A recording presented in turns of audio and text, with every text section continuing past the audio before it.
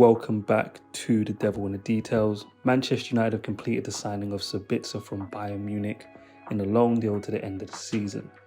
In this video, I'll highlight the keys to success for Sabitzer and where I believe he'll excel in his Manchester United team. With Eriksen injured until April or May, Sabitzer is the direct replacement for him. And for me, there's no comparison between the two in terms of their profile. They're very different football players, and Sabitzer won't be able to compensate for what we got from Eriksen as a deep playmaker. However, Sabitzer is more efficient with his passing than Man United's best midfield trio this season. I've highlighted 4 important passing types so you can look at his volume and accuracy. So as you can see, his overall passing accuracy is better than Man United's best midfield trio this season in Eriksen, Bruno Fernandes and Casemiro.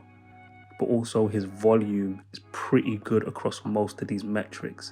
Aside from the long passing, which you can see here, his volume is lower than the rest, but in every other metric, he's either number 1, number 2, or number 3, and the differences between all of them aren't significant anyway. The most important thing here is that he's very, very accurate. He's not stat padding.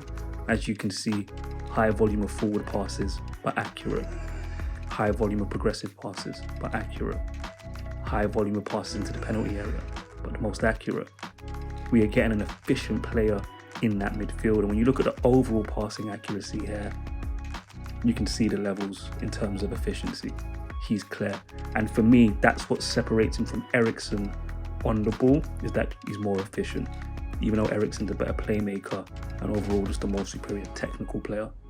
But also, let's not forget that Sabitzer almost single-handedly knocked out Manchester United from the Champions League in the 2021 season when he got 2 assists with his direct forward passing. So he will have an impact on the ball, just in a different way to Eriksen. Of course, Sabitzer is well known for his work rate.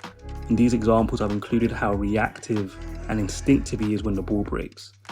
I've highlighted in previous videos as well that Man United score a lot of goals from counter-attacks, and you can see some examples of Bruno and Casemiro winning the ball back in the middle third and starting attacks. And football's not always about perfect shape versus perfect shape, and as you saw in those examples with Sabitzer, he reacts well when the ball breaks, and this will improve Man United's rest defence, but also reduce the workload of Casemiro and Bruno Fernandes when it comes to defensive duels and recoveries in that middle third of the pitch. And just to add to that point about workloads, you can see here FB ref percentiles, defensive output from Eriksen, really, really poor.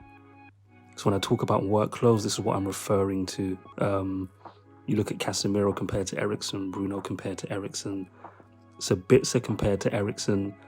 Man United will actually now have a midfield of 3 players that are sharing the workload when it comes to winning defensive duels, tackling, recoveries, etc., etc.